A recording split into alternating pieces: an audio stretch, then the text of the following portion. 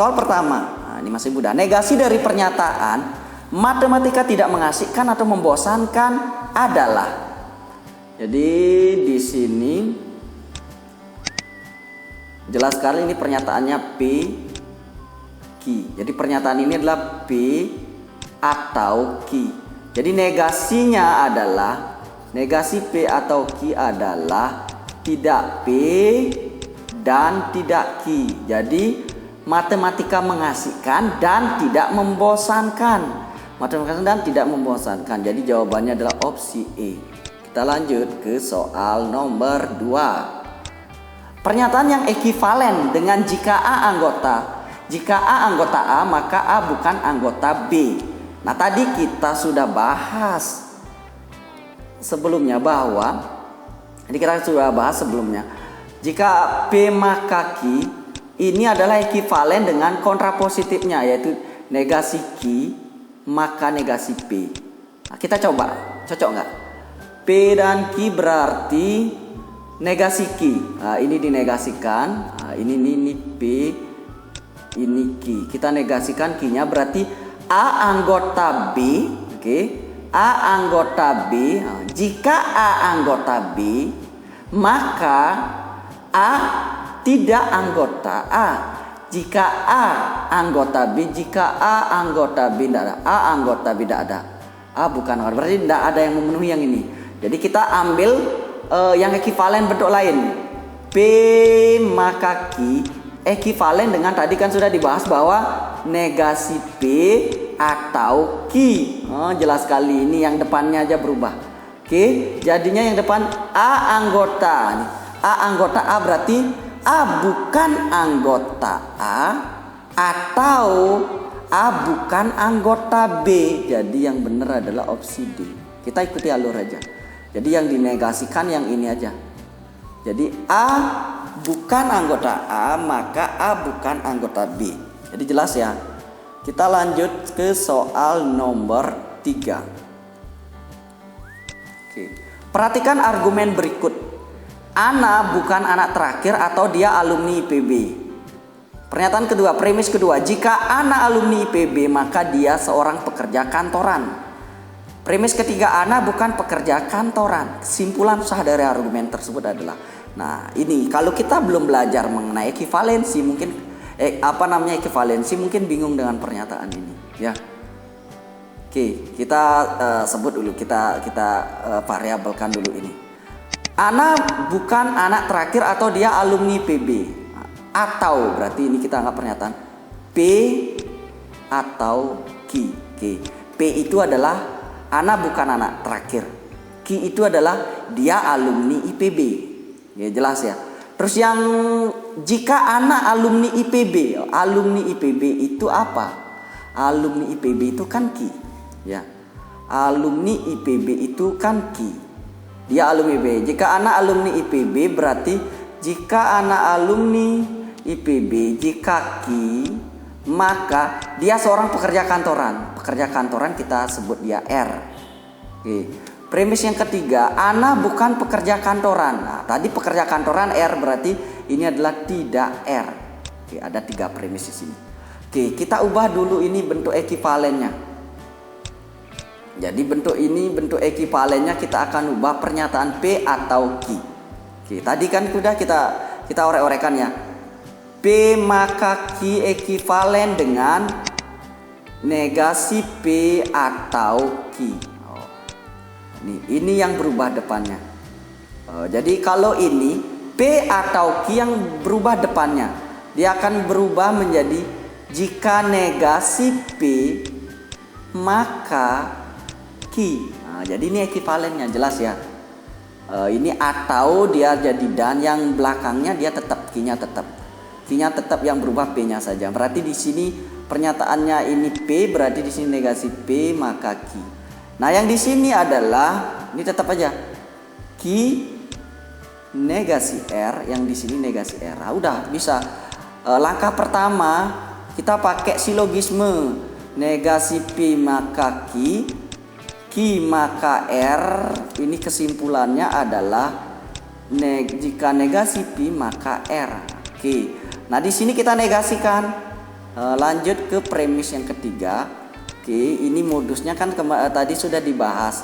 Kalau seperti ini berarti ini yang dinegasikan. Ini adalah modus tollens. Modus tollens dia punya. Berarti kesimpulannya dari bentuk ini adalah P. Oke, jelas. P itu apa? P itu adalah ana bukan anak terakhir. Ana bukan anak terakhir. Jadi opsi yang benar adalah opsi E. Oke, soal nomor 4. Dari kalimat-kalimat di bawah ini yang merupakan pernyataan adalah A. 2x tambah Y kurang dari 1. B. Benarkah 1 tambah 1 sama dengan 2? C. Buku adalah gudang ilmu. D. Lukisan ini indah sekali. E. Log 10 sama dengan X. Nah, sebelum kita menjawab, kita harus tahu dulu apa itu pernyataan. Pernyataan adalah suatu kalimat yang memiliki nilai kebenaran, baik nilai benar atau nilai salah. Nah, kalau bukan pernyataan, jadi kalau bukan pernyataan istilah lainnya adalah kalimat terbuka. Biasanya ciri-cirinya adalah mengandung variabel yang belum bisa kita temukan nilai kebenarannya. Jadi suatu kalimat terbuka atau yang bukan pernyataan, kita tidak bisa menyatakan dia benar atau salah. Nah, itu ciri-cirinya. Oke, kita telaah satu persatu. Untuk opsi A, 2x tambah Y kurang dari 1. Dari segi ciri-ciri sudah paham ya. Jadi mengandung variabel, ya pasti dia adalah kalimat terbuka. Karena kita tidak tahu ini bernilai benar atau salah. 2x tambah Y kurang dari 1. Kita nggak bisa menyatakan dia benar atau salah. Terkecuali x-nya kita ganti, y-nya kita ganti dengan sebuah angka. Baru bisa kita temukan dia nilainya benar atau salah. Jadi jelas ya. Untuk opsi B, benarkah 1 tambah 1 sama dengan 2? Nah, ini sebenarnya sangat mengecoh sekali. Ini adalah bukan pernyataan. Kenapa? Karena di sini adalah semacam pertanyaan. Ini adalah bukan pernyataan tapi berupa pertanyaan. Jadi kita nggak bisa menemukan dia benar atau salahnya. Karena dia ada istilah benarkah 1 tambah 1 sama dengan 2. Lain istilahnya kalau benarkah ini tidak cantumkan di sini 1 tambah 1 sama dengan 2, baru ini namanya pernyataan. Tapi karena ini kategori sebuah pertanyaan, jadi untuk opsi B ini adalah bukan pernyataan. Jadi jelas ya, kita tidak bisa menemukan benar atau salahnya karena dia sifatnya bertanya. Opsi C, buku adalah gudang ilmu. Nah, kalau kita tahu, semua orang tahu bahwa buku itu benar gudang ilmu.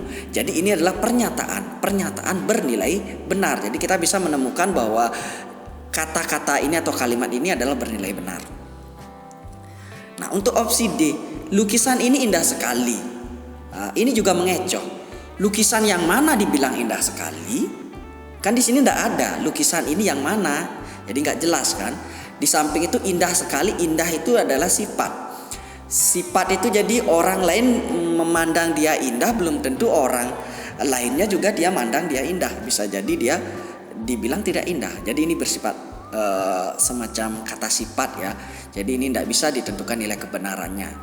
Jelas di sana garis bawahi lukisan ini lukisan yang mana, jadi orang bingung ya. Untuk E, log 10 sama dengan X. Nah, ini juga bukan pernyataan karena X-nya ini tidak diganti suatu bilangan, masih mengandung variabel. Ya, kalau misalnya diganti log 10 sama dengan 1, nah kalau seperti itu baru namanya pernyataan bernilai benar.